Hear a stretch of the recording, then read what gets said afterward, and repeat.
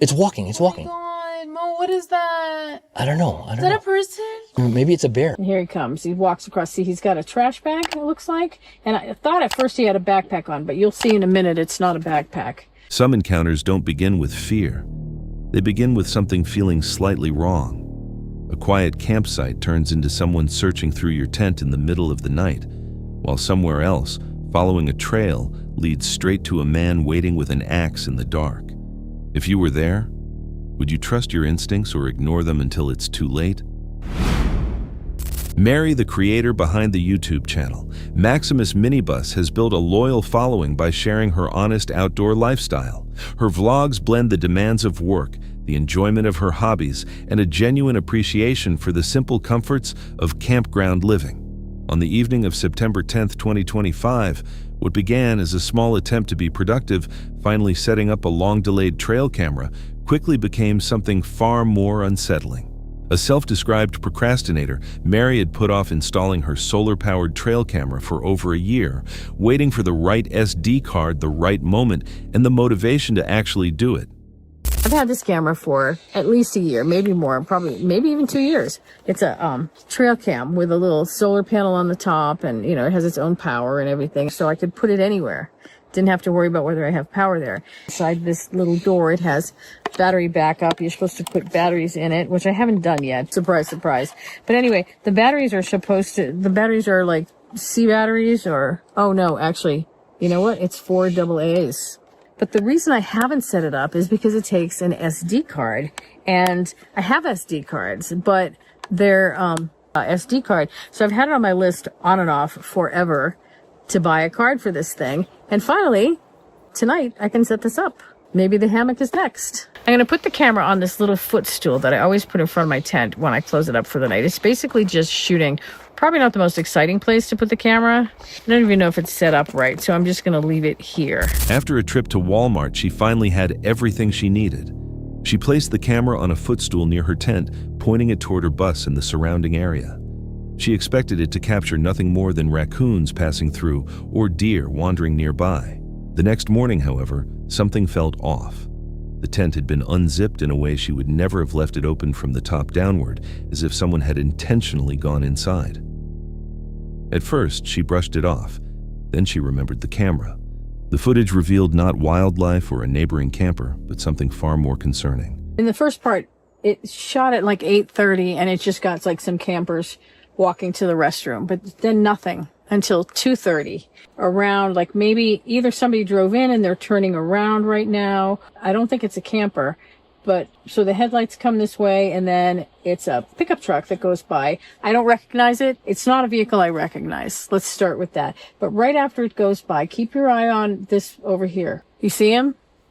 He's got glasses on that are shining. He's got on a and here he comes. He walks across. See, he's got a trash bag, it looks like. And I thought at first he had a backpack on, but you'll see in a minute it's not a backpack. And then it missed the first part of him, but then he comes back with a flashlight. I have a table over here with a bunch of stuff on it. He's coming around, probably checking out what's on that table. Now he's shining the flashlight in through the mesh of the tent, trying to see what's inside the tent. But he leaves again. He walks by, and he's going like probably over to the golf cart, because the golf cart's parked in front of the bus. And then he goes around. I think he must probably go around the bus and come back again, because there he goes, coming back around for another chance. And this time, he's not going to just look inside the tent. This time, give him a second. There he goes, coming right to the tent. And look at this. He moves the camera. He moves the camera. I guess he doesn't know it's a camera, so that he can unzip the tent and get inside. Inside the tent, for all you can hear him plunking around, moving things, stuff like that. And then the movement stops, so the camera kind of stops recording. At 2:30 a.m., an unfamiliar pickup truck passed by. Moments later, a figure emerged from the darkness. A man wearing a baseball cap and glasses with what appeared to be a trash bag draped over his shoulders moved carefully through the campsite. He shined a flashlight into the tent, went through her belongings, and even adjusted the camera to give himself better access. For several minutes, he stayed inside the tent searching. I've never seen any sign that anyone has done this before. But the fact is, when I'm in that bus, I don't see or hear anything. I put my curtains up, that's it. For my stuff. Ugh, it creeps me out. So I've been looking around trying to figure out what he took, but I can't really find anything. I mean, the most obvious thing would have been this tablet. I mean, I don't leave my laptop in here, so tablet would have been the next best thing. Maybe he's an electronic snob, I don't know. But I do have a toolbox in here, and it's got a lot of small tools, you know, things that he could have taken either to use or to sell, things with some value, and he didn't take those either, so I don't know. So I don't really even know why he was here. I told my boss about it, and she asked me to post a... When he finally left, he took only a few items: hand sanitizer, rubbing alcohol, and toilet paper. Basic supplies, nothing of real value. It soon seemed this was not a typical thief, but likely someone living in the woods, taking only what he needed to get by. She was left shaken by the intrusion. In the end, nothing important was missing. Maybe it was just someone desperate passing through. Or maybe it serves as a reminder of how thin the line is between peace and vulnerability in remote places. If you had seen this footage the next morning, would you feel safe staying another night? The video was uploaded on August 21st, 2025. Mo Sarji, the adventurous creator behind the channel that bears his name, is known for constantly pushing the boundaries of exploration and bold challenges. From off-grid RV living to intense survival scenarios, Mo and his wife Shadia often place themselves in exciting and sometimes unsettling situations.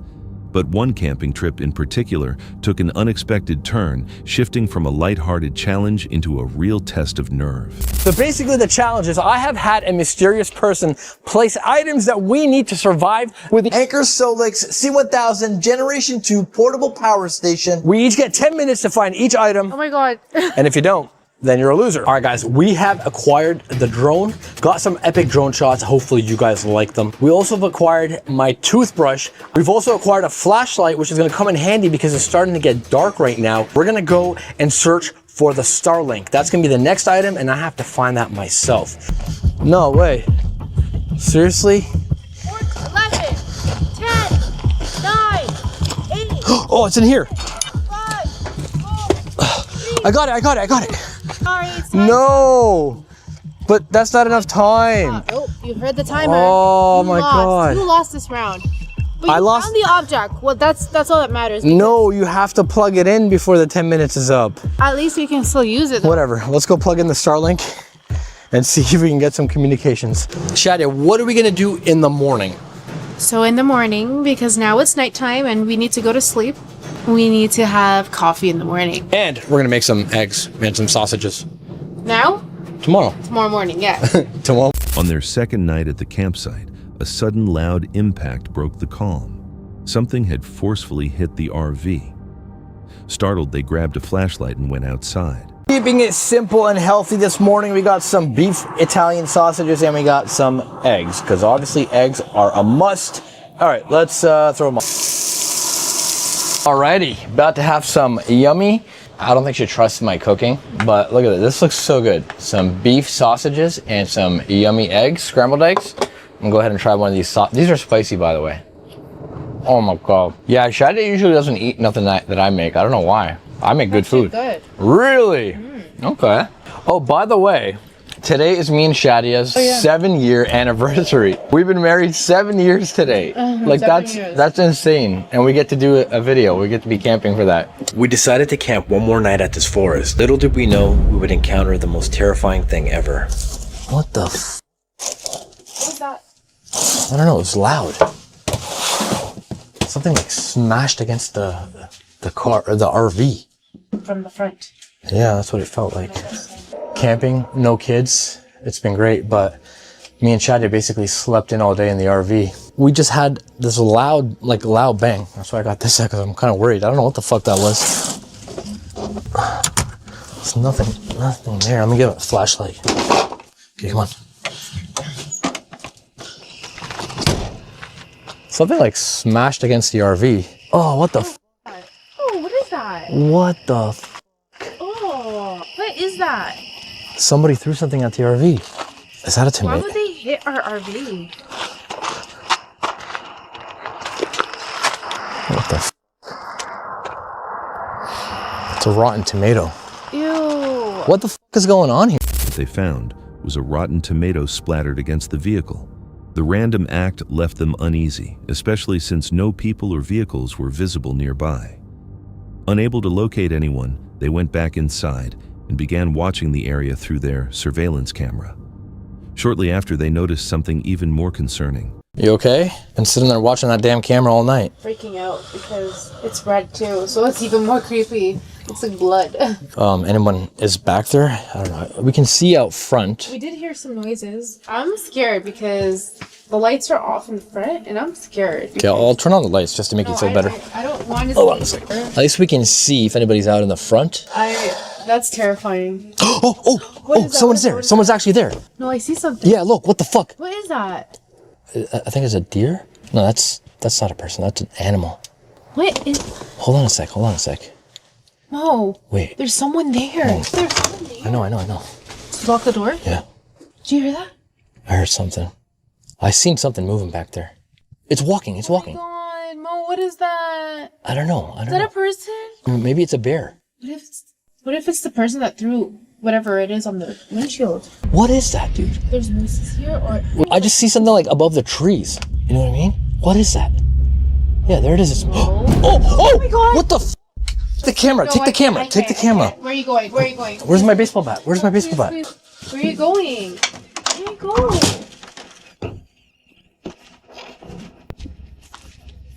Come here. Come with me. Hello? Bro, that was the same guy. He threw a fucking tomato again. Where? He threw a tomato at my camera. Look, my camera's dented. Oh my god. He messed up my camera. Look. There's tomato juice all over here. Wait. There's somebody moving back there. There's somebody moving. Mo, I'm not going in there. Oh, he's got a dog. Get in. Quick, get in. You get in first. Get in first. Either that was a dog or a fucking coyote. Well, now you know, like, never to come here. But we're like, you guys saw the drone footage from earlier. We're literally in the middle of nowhere, and there's somebody stalking us out here right now. Literally, like. Oh my god. No, don't open. My heart is hurting. My heart is actually hurting. Can you come out with a flashlight? No. No, I need to see. Just come out here with a flashlight. Get out here with a flashlight. Oh. I can't see a thing. Bring the flashlight over here. I know you're scared, but we've got a baseball bat. Bro, this is fucking terrifying. Hold on, let's go over here. What if you went... Wait, shine the light down this way? There's a trail. I didn't even realize there was a freaking trail here. On the camera, a figure appeared in the distance. At first, it didn't clearly look human, but as they continued watching it, it became apparent that someone was hidden among the trees observing them. The feeling of being watched became undeniable. With a flashlight and a baseball bat, Mo stepped outside to investigate. He found that the camera had been damaged and more rotten tomatoes were scattered across the RV. Feeling exposed, they quickly went back inside. Moments later, loud knocking hit the sides of the RV, forcing them outside once again. As they moved further into the darkness, they noticed a trail they hadn't seen before. Listen, just swing, okay? Watch your step. Come on. Hello? No. What? Please. I'm scared. Oh. No. Oh my god. What the f, man? He's got an axe. Yo, why are you throwing shit at my fucking RV? No, you get the fuck out of here, dude. No. Why are you throwing shit at my RV? No, go. He's coming at us with an axe. Go. Run. Go. Just follow the light. I'll blind him with my flashlight. He's coming. No, he's not. He's just standing there. He thinks he's tough with a freaking axe. Get in. You get in. No. You get in the RV. Get in the RV right now. He's come. Just go. Oh god. Believing it might lead to whoever was responsible, Mo decided to follow it. That choice led to a terrifying moment. They came face to face with a man holding an axe. No, I have to. I'm not going to let someone scare me off. I'm a fucking sergeant. Okay, but I don't feel good about this. Okay, keep the baseball bat with you, okay? Just stay here. Yeah, lock the door. Just lock the door. Lock the door. I'm going to go check it out. Can you please, like, not go anywhere far? Okay, I'm just going to go look. I think this guy's just trying to scare us off. Like he must be camping out here. He's probably just fucking around. Oh, what the hell? The fuck? He left his axe here. Hey, come on out. I know you're hiding here with your... Come on out, I know you're hiding here. Yeah, it does sound like a... Sounds like a diesel truck just turned on and just left. What the f? All right, I should get back. Shadia's probably scared. Nah, bro. He took the axe. No way. Oh, no. No. Shit. It was immediately clear this was not a harmless situation. They managed to get back to the RV just in time. Despite the danger, Mo went out again driven by frustration and the need for answers. On the trail, he found the axe left behind and called out into the darkness. But when he returned to the RV, the axe was gone. It confirmed that the person had been nearby the entire time and had retrieved the weapon. Realizing the situation was too dangerous, they decided to leave the campsite rather than risk another encounter. When someone hides in the dark and watches from a distance, it changes the way you see everything around you. If this had happened to you, would you have stayed to investigate or left as soon as something felt wrong? October 9th, 2025, deep in the wet woodlands of Northumberland National Park in northern England. The ground is saturated, the air still sharp after Storm Amy has passed. Katie, the creator behind Katie Roams, prepares for another solo challenge. Her channel captures the quiet beauty of isolation, peaceful camping survival experiments, and nights surrounded by nature's silence. But tonight's test is different. There's no tent, no sleeping bag, and no warm equipment, only a 2-pound foil emergency blanket standing between her and the cold. As daylight fades through the trees, one question remains. How long can someone last when every layer of comfort is removed? It is quickly getting dark. It's just turned 5 o'clock. I don't have much hope for it to stay light much longer. The rules of this challenge are simple. No fancy gear, no sleeping bag, nothing extra layers wise. I've just got my thermals on and my rab pants which are lined. I'm allowed to use any natural materials around me to make it more sheltered, and I've got a foil blanket. That's it.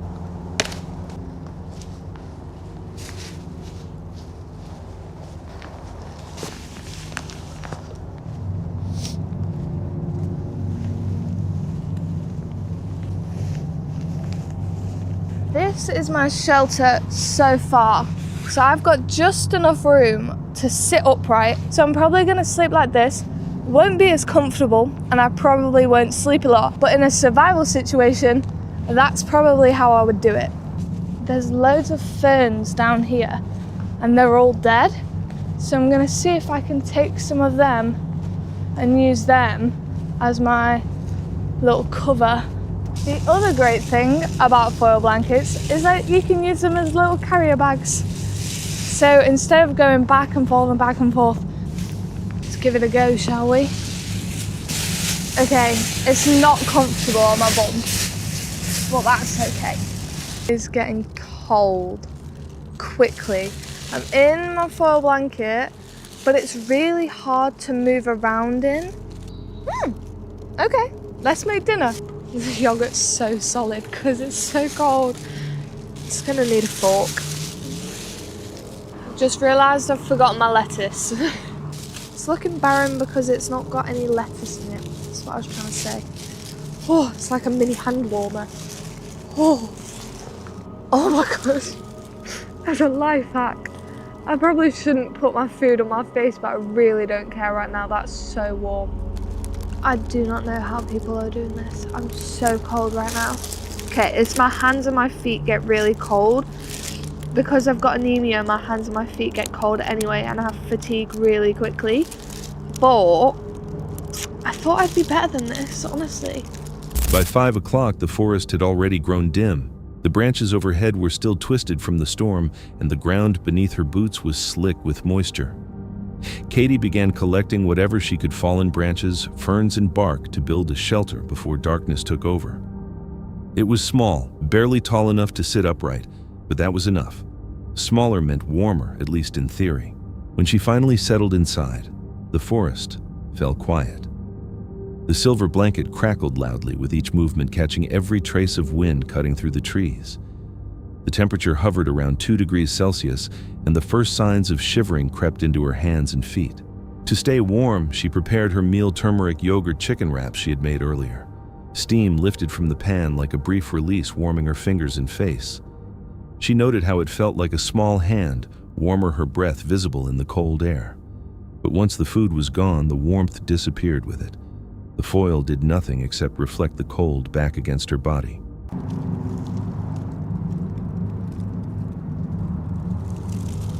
Right now it's mainly my hands that are really cold. I've got them wrapped in like a double layer of the blanket, but it's still not doing much. If I can get my body temperature a bit more up, then it can start reflecting my heat better, because right now it's just probably reflecting cold onto cold. I'm trying to stay out as long as I can. I don't know how long I'm gonna last, honestly, at this point. I think I need to make a decision within the next 20 minutes on whether or not I'm sticking it out. I have to remember that I have anemia as well, because at the end of the day it's not worth getting hypothermia for a YouTube video. So I will make my call based on how I feel. I've done some star jumps, I've done push-ups. I just can't seem to get warm, and I don't want to waste my energy either. Oh my gosh. I think I'm always gonna hit a main trail, which is good. Nelly! I did not make it through the night, but that's okay, because a 2-pound emergency blanket was not enough for me to survive through the night. Time passed. The temperature dropped even further. She pulled the blanket tighter, whispered to herself, tried jumping jacks, even push-ups, anything to create heat. But her body stopped responding. Fatigue set in heavy and unavoidable.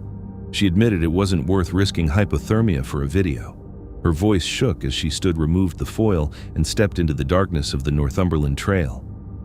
Later, she explained that a foil blanket cannot produce heat, it only reflects what already exists. When the body has no warmth left, there is nothing to reflect back. Viewers later pointed out unusual details, how the foil seemed to move after she stood, or how her breathing paused briefly before she spoke again. Some believed it was only the wind, others were not convinced. Katie did not stay through the night, but she left with a lesson more important than pride. Survival is not about fearlessness, it is about knowing when to stop.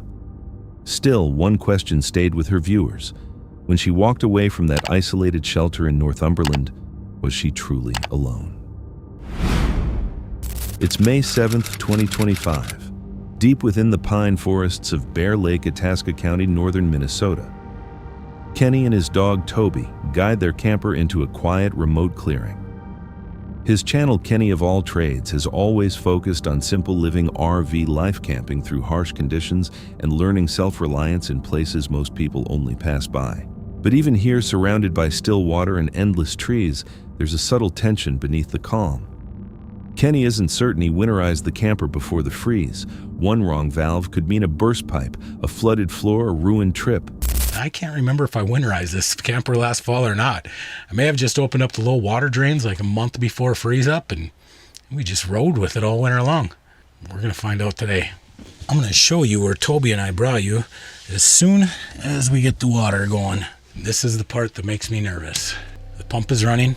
I don't hear anything. Look under the cupboards. Well, nothing's leaking under here. That's a good sign. Those connections look good and dry. And we're still dry in here too. Good deal. Pump just shut off. I totally dodged a bullet on this one. Let's see if it works.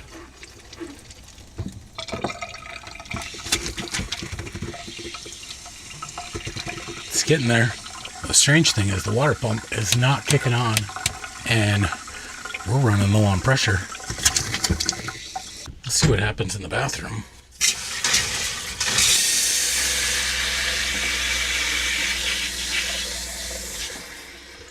Good pressure there. Let's try this one more time. It's a little bit better. There we go. And the trap is dry. All right, let's get to it.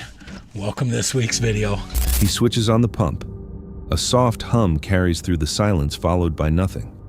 Then, stillness. No leaks, no disaster, at least for now. Morning shifts into afternoon as Kenny and Toby explore the area. He points out the county rules. This spot is maintained by the county, and they do have a couple of rules here, but I think that the rules actually make for a lot more enjoyable experience, and they're simple to follow. No reservations, it's first come, first serve, no more than one group here. And then it's limited to no more than 10 people. They designed the sites for just 2 sleeping units, so you can only have 2 campers up here. The last rule I see get broken often, and it's just that they don't want you to be blocking the boat landing with possible that someone's gonna come in here, still try and land a boat. No reservations, 1 group per site, 2 campers maximum, and never block the boat launch. They spend hours cleaning rusted cans, bottles, and a car starter hidden beneath pine needles. He jokes about always finding car parts, but the sound feels small against the quiet of Bear Lake. As the sun begins to dip, tires crunch across gravel. A white van appears towing a small boat. The driver lowers the window and asks to set up a tent beside the camper. Well, this one was a first for me. I just got done cleaning up that campsite, and a van pulls in. He's got a boat in tow. He rolls his window down and says, "Hey, do you mind if I set up a tent next to your camper?" Normally, that doesn't happen. But I noticed he's got a couple of kids in the back. They probably want to do some fishing, so how am I supposed to say no to that? These campsites are getting full. This afternoon on the way up here, I had to put up the drone and use that to scout some of the spots that I have pinned on Google Maps, and everything's full. He did grab the fire pit, brought it over by the tent, so we're probably going to do some cooking on the solo stove tonight. That's all right. I've been camping thousands of times. Those kids, probably only camping dozens of times. Toby and I, me and you, we're still going to have a relaxing evening. Kenny pauses, then agrees. Children sit in the back. The family begins setting up camp nearby. Later, the fire glows inside his Ozark smokeless stove. Toby curls at his feet while Kenny cooks country-style sausages and watches the light fade over the lake. He mentions possibly moving to a different spot tomorrow, somewhere quieter, somewhere with better fishing. The next morning, he packs up and drives toward an old campsite near a narrow bridge, a place he hasn't visited in years. But halfway there, the check engine light flashes. The truck begins losing power. Kenny coasts to the side of the road, hands tight on the wheel. No cell signal, no assistance. Eventually, the engine sputters and dies completely. My fuel light came on probably 2 miles ago. I mean, I should definitely have enough fuel in the tank. The problem is that this road is a really steep downhill angle, and I've got a sump in the fuel tank, so there's just no fuel to draw. I'm back on kind of level surface right now, so I'm going to try and prime my fuel system. I hope I don't have to prime the filters and everything, but we'll see if we can't get this thing going. What a day.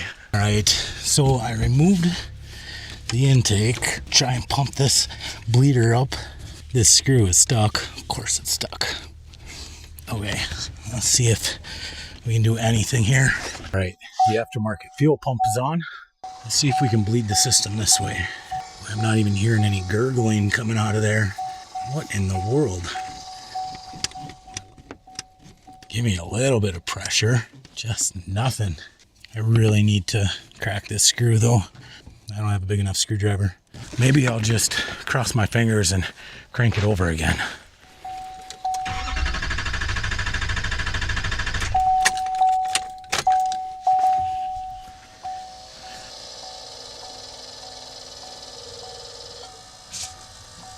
There we go. I think we got it. Except I'm covered in diesel.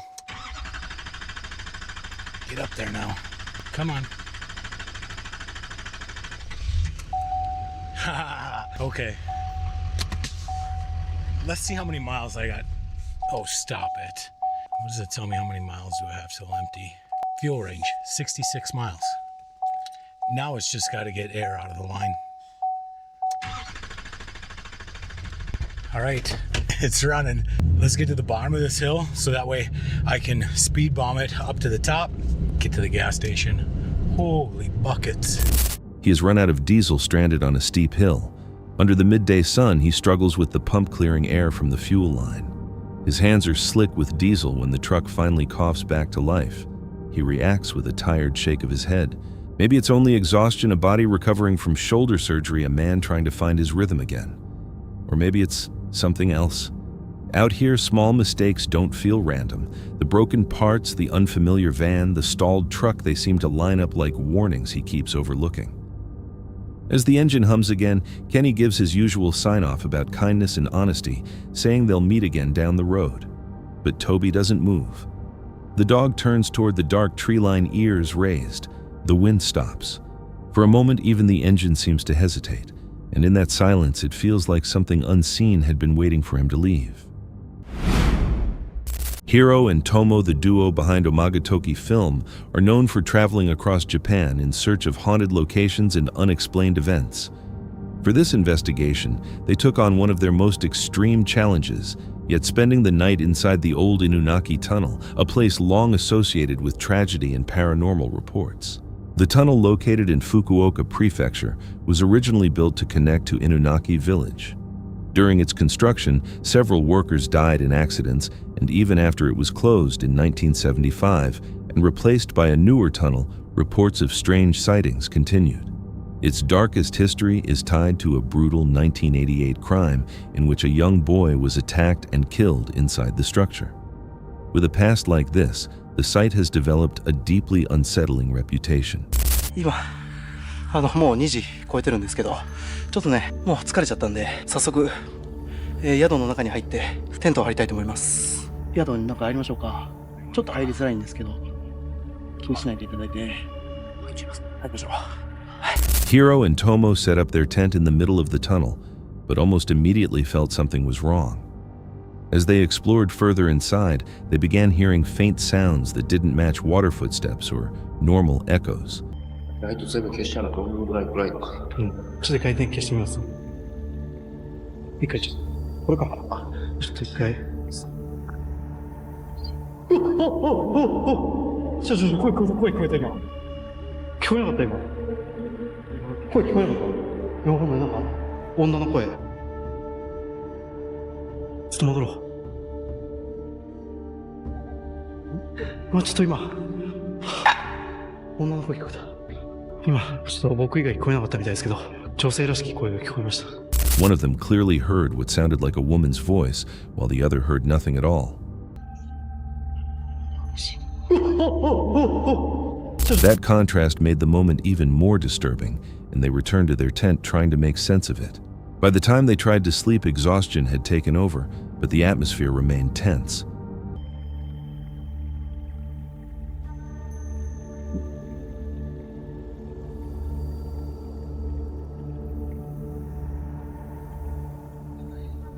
He 一緒に寝てたけどな。ね。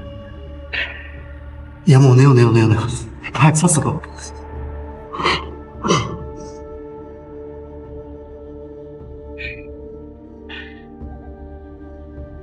倒れた。倒れた。触った？いや、触ってないです。トムさん触ってないですよね。触ってない。倒れた。マジで倒れた。なんでちょっともう寝よう。Around 3 a.m., their camera suddenly tipped over. They assumed it was accidental, only later realizing the moment might have meant more. When reviewing the footage, they noticed a faint shape resembling a head appearing from the darkness behind the tent, something they had never seen at the time. Not long after the situation intensified.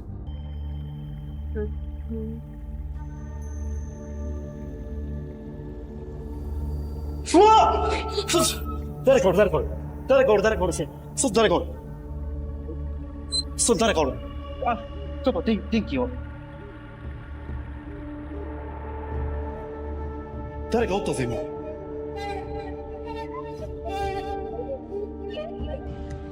はっきり。いや、声が聞こえて、飛び起きたんですけど、声のする方を見たら、ここから。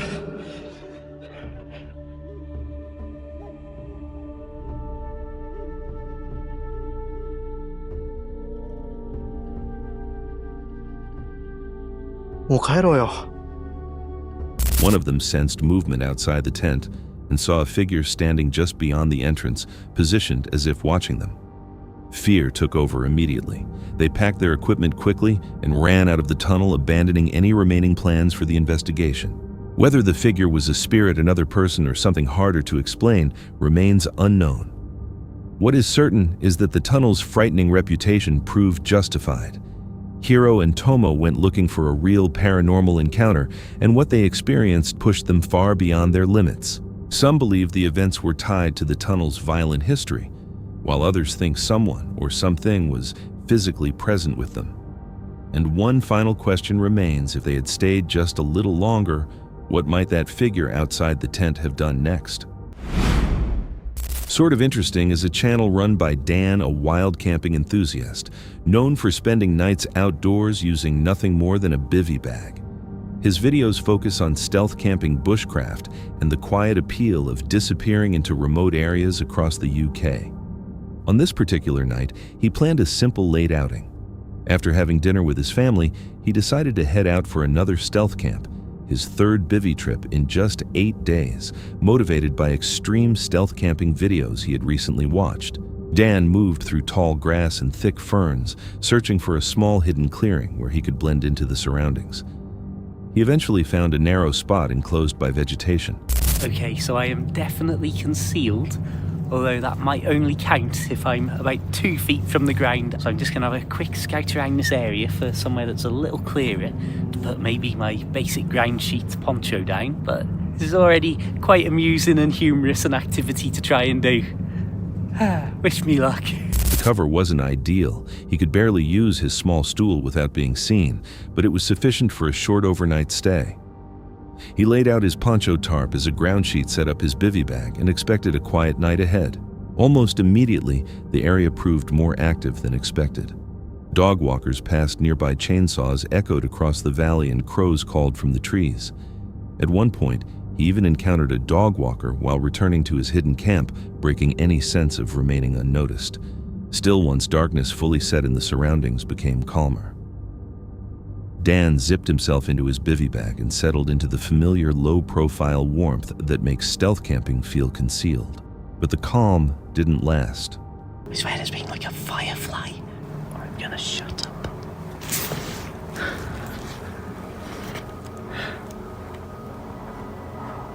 I can hear... I think I can hear footsteps. I can't... I am keeping an extreme low profile right now. I think that the laser was coming from the far side of the trees, but I'm not 100%. I don't think it was actually aimed at me. I think it was just shining a laser for the sake of it. But it's certainly woken me up a little bit. But to be honest, it's been quiet for about 10 minutes now, so I'm not too worried.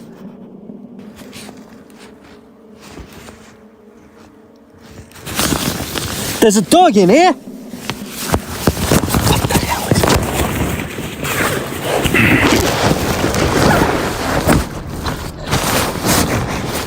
While drifting in and out of sleep, he noticed faint footsteps and saw occasional lights in the distance, one of them appearing like a laser beam cutting through the trees.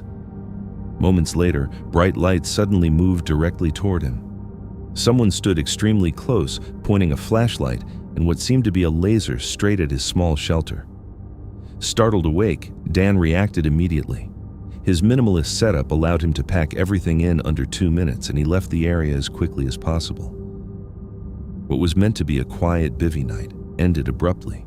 The encounter was particularly unsettling because wild campers rely on an unspoken expectation of solitude. No one expects to be deliberately approached by strangers using lights and lasers in the middle of the night. Some viewers believe the lights came from curious locals or teenagers exploring the woods, while others think the deliberate movement suggests something more intentional. The unclear purpose behind the encounter makes it difficult to dismiss. If Dan hadn't woken up at that exact moment, how close would the unknown visitor have come, and what were they actually trying to do in the darkness?